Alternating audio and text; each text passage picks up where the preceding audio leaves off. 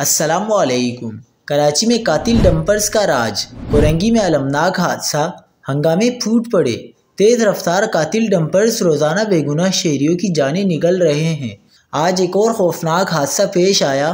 کیا آپ حالات حاضرہ سے آگاہی حاصل کرنا چاہتے ہیں؟ خبر کے پیچھے چھپے اصل حقائق جاننا چاہتے ہیں تو ابھی سبسکرائب کیجئے دل میں پاکستان کو اور ساتھ ہی گھنٹی کے نشان پر کلک کر دیں۔ آپ کو بتاتے چلیں کہ کراچی میں ڈمپرز خوف کی علامت بن گئے۔ کورنگی ابراہیم حیدری سے کراسنگ جاتے ہوئے تیز رفتار ڈمپر نے موٹر سائیکل سواروں کو کچل دیا، جس کے نتیجے میں 3 نوجوان جاں بحق ہو گئے۔ حادثے کے بعد علاقہ میدان جنگ بن گیا۔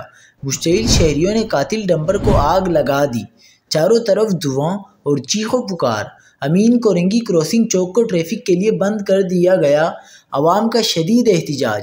ہنگامے پھوٹ پڑے۔ جناح اسپتال منتقل کیے گئے جاں بحق نوجوانوں میں آصف اور امجد جیلانی کی شناخت ہو گئی۔ تیسری لاش کی شناخت جاری ہے۔